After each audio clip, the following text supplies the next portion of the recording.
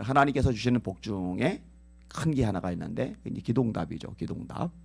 지금까지는 너희가 내 이름으로 아무것도 구하지 아니하였으나 구하라.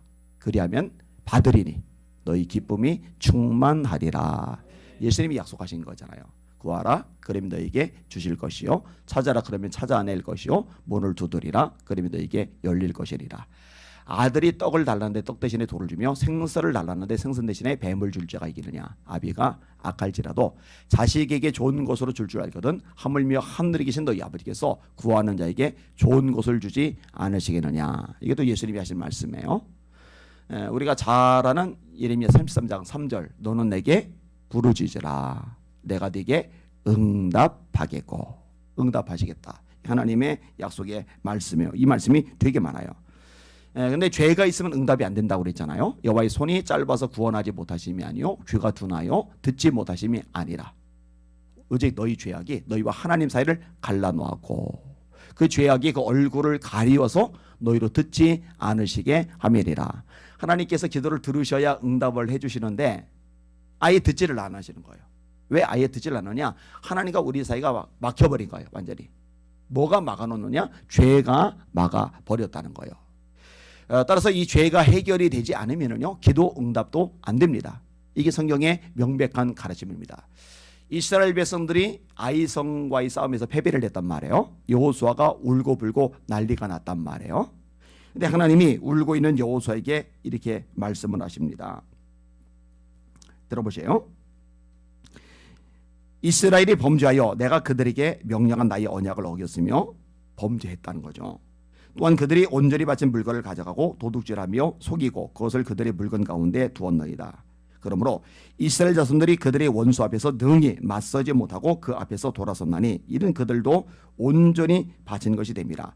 그 온전히 바친 물건을 너희 중에서 멸하지 아니하면 내가 다시는 너희와 함께 있지 아니하리라. 함께 있지 않으시겠다는 거예요. 그러면 이제 끝나는 거죠. 응답이고 뭐고 물 건너가는 거죠. 너희가 그 온전히 바친 물건을 너희 가운데서 제하기까지는 네 원수들 앞에 능히 맞서지 못하리라.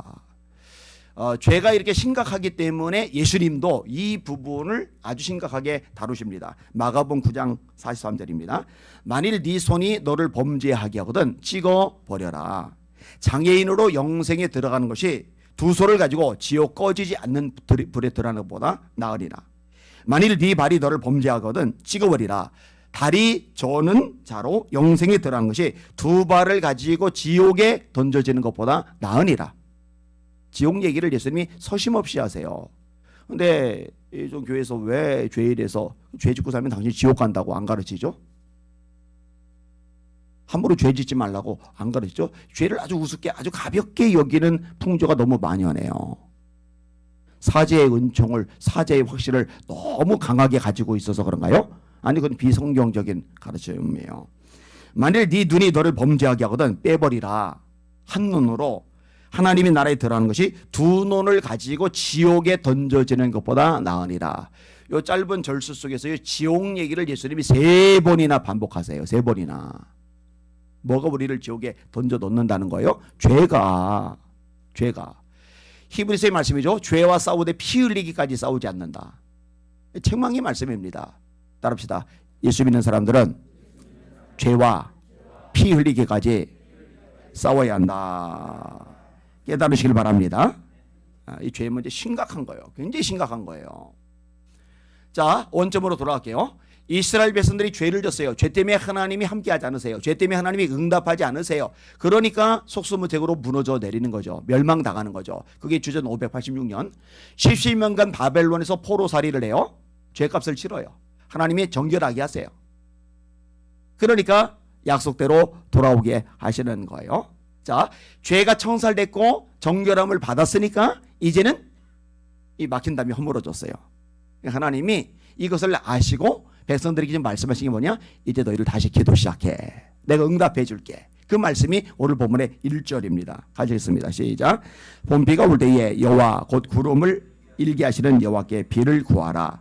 물에게 소낙비를 내려서 밭의 채소를 각 사람에게 주시리라. 아멘.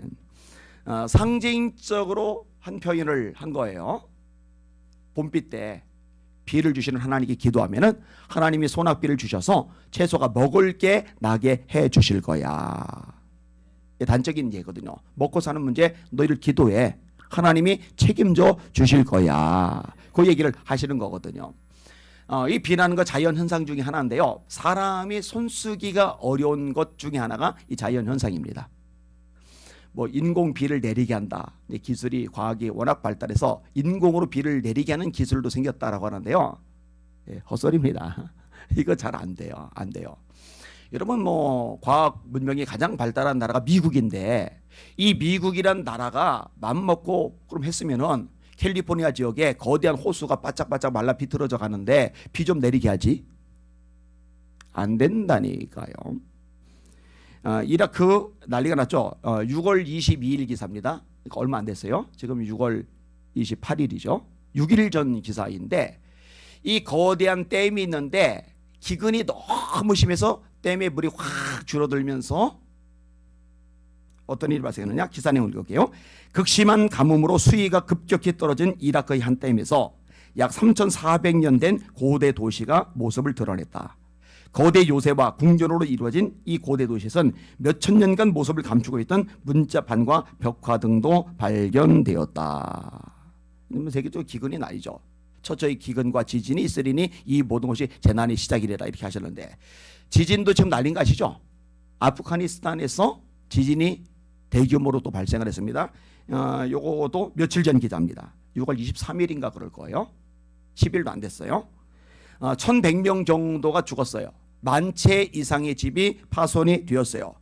근데 과학이 이렇게나 발달했는데 문명이 이렇게나 발달했는데 비 내리는 거 하나 속수무책이고요. 기근 때문에 사막화가 되는데 막을 길이 없어요.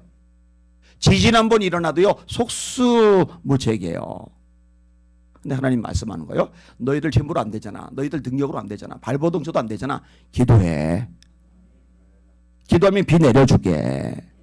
다시 응답을 해 주시겠다는 약속이 나오는 거예요. 자, 그러면서 너희들이 망했던 게 뭔지를 기억해야 돼. 힘없는 쓸모없는 헛소리하는 우상들 섬겼기 때문이잖아. 그거 아무짝에도 소용없거든. 다시 한번 경고를 하시는 거예요. 드라빔들은 허탄한 것을 말하며 복술자는 진실하지 않은 것을 보고 거짓 꿈을 말한다. 오늘 본문이죠. 드라빔이 뭔지 아세요? 이 조그만 우상이에요. 요거는 개인 우상 또는 가정 우상입니다. 자기 집에다 두는 아니면 휴대용으로 들고 다니는 우상이에요. 하나님께서 증오하시는 거죠. 혹시 여러분들 중에 부적을 혹시 품에다 속옷에다 넣고 다니는 사람 손 들어보세요. 예수 믿는 사람 아닙니다. 제가 여러 차례 얘기했어요. 유명 점집에서요 교인들도 많이 온다고 그러잖아요. 그거요 다 지옥 갑니다. 그거 못 받는 사람입니다. 하나님이 이거 용납을 안 하십니다. 라헬이 집에서 이렇게 도망쳐 나올 때 야곱하고 이제 주랭랑을 치잖아요. 그럴 때 자기 집에 드라빔을 가지고 나왔다. 그 집안 우상을 말하는 거거든요. 그러니까 라헬의 믿음이 엉망인 거예요. 별볼 일 없는 거예요. 나중에 집안이 어려움을 당하죠. 세겜에서. 그리고 이제 하나님이 베들로 올라가서 예배를 드리라고 말씀하실 때 그때 이 드라빔을 포함해서 우상에 관련된 것들을 전부 다 상수리 나무 아래 묻어버려요. 그게 해결이 되니까 우상이 완전히 해결이 되니까 하나님이 도와주시면서 세겜 사람들이 야곱 일족을 두려워하게 만들어서 감히 공격하기 못하도록 차단을 해주시는 장면이 창세기 31장에 창세기 나와요. 드라빔 훔치는 장면은 31장에 나오고요. 이 개인 우상 이야기하는 거예요. 그러니 엉터리죠. 허탄한 것을 말할 수밖에 없어요. 그럼 복술자는 뭐냐? 복술자는 점치는 사람 또는 무당. 이걸 이제 복술자라고 말해요. 하나님이 가증히 여기는 것 중에 하나죠. 하나님의 말씀을 전하잖아요. 이들은요 마음에서 나는 것을 전하든지 귀신이 보고 듣게 하는 것을 전하든지 둘 중에 하나예요. 자기 마음에서 나온 것을 전하든지 귀신이 보고 듣게 한 것을 전하든지. 선지자는 뭐냐? 하나님이 보고 듣게 하신 것을 하나님의 말씀이 임할 때 그걸 전하는 거예요. 스가랴에서도 여호와의 말씀이 스가랴에게 임하니라. 여러분 지금 우리의 절대적인 기준은 성경뿐입니다. 성경. 근데 자꾸 이게 지통계시 말하면서 이게 헛소리하는 사람들에게 현혹당하는데요. 그러다 멸망길로 가는 겁니다. 마지막 때 징조 중에 하나예요. 할 수만 있으면 택하신 자들도 미혹하리라 말씀하셨는데요. 진짜로 미혹당한 사람들이 어마어마하게 많습니다. 제가 하늘쌤 얘기 종종 하잖아요. 하늘쌤 말고도 꽤 많아요. 꽤 많아요. 홍혜선 같은 여자. 이 여자도 굉장히 유명해요. 이 여자 때문에요. 폐가 망신한 집안들이 한두 집이 아닙니다. 우리나라 곧 전쟁 나니까 대한민국 버리고 해외로 이주하라고 그래가지고 완전히 박살난 사람들 엄청 많아요. 안타깝죠. 복술자는 진실하지 않은 것을 보고 거짓 꿈을 말한 즉, 꿈을 안 꾼 게 아니에요. 눈으로 보지 않은 게 아니에요. 봤어요. 봤는데 거짓 것을 본 거예요. 꿈을 꿨는데 거짓 꿈을 꾼 거예요. 이런 거 속지 말어. 그 위로가 헛됨으로 백성들이 양같이 유리하며 목자가 없으므로 곤고를 당하나니. 여러분 다시 말합니다. 여러분들은 너무 엉뚱한 것에 휩쓸리지 마시고 말씀 위주로 신앙생활 하세요. 말씀이 최고입니다. 최고의 복이란 말이에요. 최고의 기준이란 말이에요. 최고의 능력이란 말이에요. 마귀를 물리치는 것도 성령의 검, 하나님의 말씀을 가져라. 말씀으로만 가능하단 말이에요. 이거 놓치면 안 돼요. 절대 놓치면 안 돼요. 자, 그런데 이런 식으로 대도로 방치한 사람들이 등장을 해요. 그게 누구냐? 이제 목자들이고, 그게 누구냐? 순념소로 묘사가 돼요. 내가 목자들에게 노를 바라며 내가 순념소들을 벌하리라. 이 목자는 지도자들이에요. 그런데 말씀대로 이끌어야 되는데 너희들 하나님의 말씀만 들어야 돼. 하나님의 말씀만 따라야 돼. 쓸데없는 거 뭐 봤다고, 쓸데없는 거 듣는다고. 하나님도 보게 하시지만 하나님도 듣게 하시지만 하나님이 보게 하신 게 아닌데 하나님이 듣게 하신 게 아닌데 그런 것들 가지고 하나님께서 주신 것처럼 말하는 사람들 따라가면 안 돼. 해야 되는데 그냥 자기들 실속만 챙기고 마는 거예요. 방치하는 거예요. 순념소라고 할 때 이거는요, 힘이 있는 사람, 권세가 있는 사람, 세력이 있는 사람, 이런 것을 이렇게 묘사할 때 쓴다고 보시면 돼요. 영향력이 있어요. 근데 이 영향력으로 하나님의 백성들을 바로 세워주는데 쓰는 게 아니라 여전히 자기 실속, 뱃속만 채우는 거죠. 그들은 하나님이 징벌하신다는 거예요. 자, 그리고 다시, 자, 늘 기도해. 너희들 죄가 해결되었잖아. 내가 응답해 줄게. 이런 잡동사니들만 따라가지 마. 근데 너희들 나만 따라가면, 말씀만 따라가면은 내가 이런 역사를 일으켜 줄게. 그리고 이제 뒤에서 언급이 되는 거예요. 첫째로, 전쟁의 중마와 같게 해줄게. 만군의 여호와가 그 무리, 곧 유다 족속을 돌보아 그들을 전쟁의 준마와 같게 하리니. 자, 하나님께서 돌아오셨어요. 백성들도 돌아왔어요. 이제 하나님이 함께 하세요. 하나님께서 함께 하시니까 이 백성들이 더 이상 약하지 않아요. 전쟁의 준마처럼 되게 하시게 돼요. 이 말은 파워죠. 성경이 말 환상보다 많이 등장하는 환상도 없을 겁니다. 스가랴서에도 말 환상이 여러 번 나오잖아요. 여러 번. 계시록에도 말탄자들이 나오잖아요. 이 말이 굉장히 파워풀하거든요. 지금은 이제 뭐 1000cc, 2500cc, 2000cc 이렇게 이제 차 심용량 따지지만 예전에는요 1마력, 2마력, 10마력 그렇게 따졌어요. 말 한 마리가 끄는 힘, 말 10마리가 끄는 힘, 말 5마리가 끄는 힘, 5마리가 끌면 5마력이 되는 거예요. 그 마가 말맞자잖아요. 그게 이제 힘의 단위란 말이에요. 자, 말만 해도 힘이 있는데 파워가 있는데 전쟁의 준마는요 훈련돼도 엄청 된 거예요.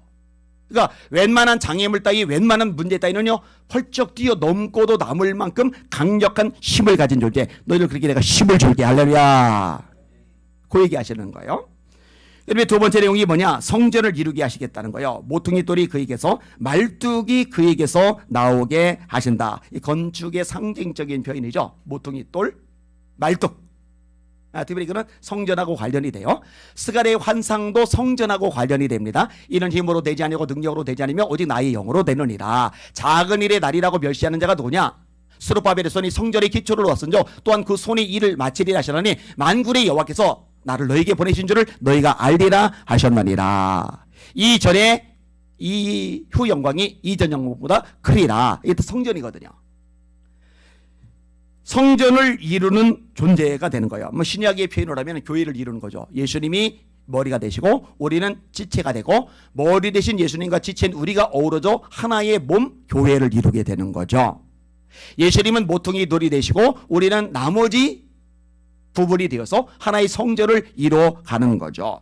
세 번째로는 놀라운 승리를 얻게 해주신다는 거예요. 사울은 활이 그에게서 권세 잡은 자가 다 일제히 그에게서 나와서 싸울 때 용사같이 거리 진흙 중에 원수를 밟을 것이라.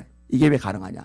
얻어 터지고 깨지고 짓밟혔는데 어떻게 승리가 가능하냐? 하나님이 이기게 하시니까 가능한 거예요. 구약의 중심계죠. 반복해줘. 제가 따라합시다. 전쟁은 여호와께 속한 것인즉 그가 너희를 우리 손에 넘기시리라. 이거 다윗이 한 말입니다. 소년 다윗이.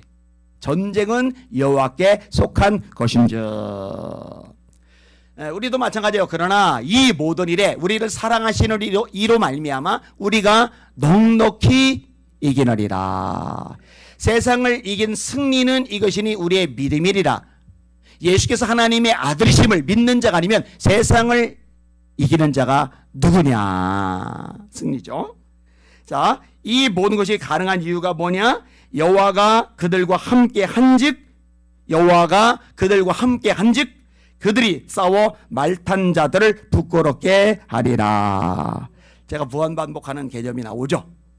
하나님이 단순하시다고 할 때, 심플하시다고 할 때 제가 수없이 인용하는 말씀, 야곱에게 너 떠나지 않을게, 모세에게 내가 반드시 너와 함께 있을게, 여호수아에게 네 평생에 능히 너를 대적할 자가 없으니 내가 모세와 함께 있었던 것처럼 너와 함께 있을 것임이니라. 기도는 보고 내가 반드시 너와 함께 하리니 네가 미디안 사람 치기를 한 사람 치듯 하리라.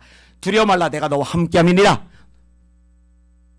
네가 불 가운데로 지날 때 물이 너를 침몰치 못할 것이다. 왜? 함께 하시니까. 다니엘 함께 하셨죠. 사드락 메삭 아벤노고 함께 하셨죠. 예수님 제자를 보내시면서 볼지어다 내가 세상 끝날까지 너희와 항상 함께 있으리라. 구약부터 신약까지 계속 무한반복. 하나님 해결책은 딱 하나, 내가 너와 함께 있을게. 그 해법인 거예요. 말씀을 정리합니다. 오늘 설교 제목을 이렇게 잡았어요. 답합시다. 다시 기도에 응답하시는 하나님. 왜? 죄가 해결이 되니까. 하나님이 함께 하시는 거예요. 함께 하시면서 응답해 주시니 역사가, 승리가 일어나는 겁니다. 여러분, 한국교회 얼마든지 다시 승리할 수 있습니다. 응답받는 능력의 교회로 무장할 수 있습니다. 정결함을 받으면, 죄 씻음을 받으면, 말씀으로 돌아가면, 여호와께로 돌아가면, 이게 한국교회의 소망입니다. 여러분의 소망, 여러분 가정의 소망입니다. 그러니까요, 수많은 장애물, 난관, 문제 같은 거 만났을 때요, 그것만 보고 허우적거리지 마시고 어차피 하나님이 역사심에 합력하여 서로를 이루게 하시니까 내가 말씀에 서지 못한 것을 철저하게 회개하고 깨닫고 버리고 정결함을 받는 거, 여기 전념하고 여기 집중하는 게 지혜로운 거예요. 그리고 되시기를 예수님의 이름으로 축원합니다. 430장.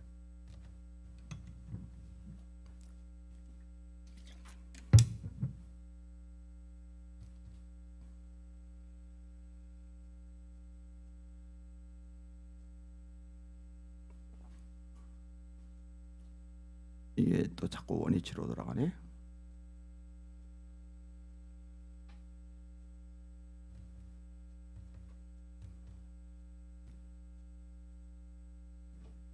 기능 설정.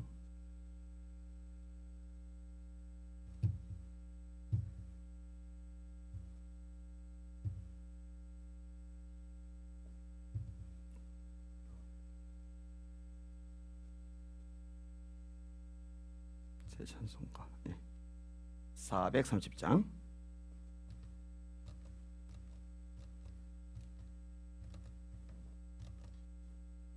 박수하며 찬양합시다.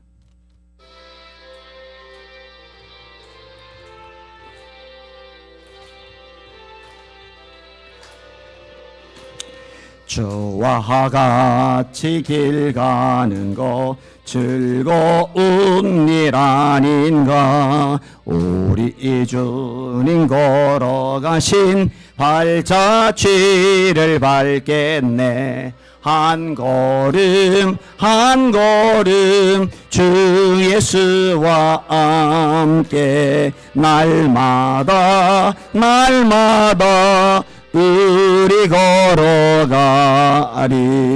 어린아 이 같은 우리 미련하고 약하나 주의 손에 이끌리어 생명길로 가겠네. 한 걸음 한 걸음 주 예수와 함께 날마다 날마다 우리 걸어가리. 꽃이 피는 들판이나 험한 골짜기라도 주가 인도하는 대로 주와 같이 걷겠네. 한 걸음 한 걸음 주 예수와 함께 날마다 날마다 우리 걸어가리. 선지자 에녹같이 우리들도 천국에 들려 올라갈 때까지 주와 같이 갔겠네. 한 걸음 한 걸음 주 예수와 함께 날마다 날마다 우리 걸어가리. 아멘. 그대로 손 드시고 합심하여 기도할게요. 하나님 아버지, 예수의 피로 우리가 주님 앞에 정결함을 깨끗함을 잊게 하여 주시옵소서. 하나님께서 함께 하시고 동행하심을 날마다 누리며 살아가게 하여 주시옵소서. 이게 해결 책임을 잊지 말게 하여 주시옵소서. 한국교회도 말씀으로 돌아가게 하시고 여호와께로 돌아가게 하여 주시옵소서. 우리 주여 한번 합심하여 기도합시다. 기도합니다. 주여, 하나님은 감사합니다. 찬양과 존귀와 영광과 경배 받으시길 원합니다. 하나님 아버지 우리에게 말씀하셨습니다. 너희는 여호와께로 돌아가라. 그러면 여호와께서 너희에게로 돌아가시리라. 스가랴서의 말씀입니다. 하나님 아버지, 한국교회가 살 길이 무엇이겠습니까? 한국교회가 힘을 얻고 능력을 체험하고 하나님의 기적을 맛볼 수 있는 방법이 무엇입니까?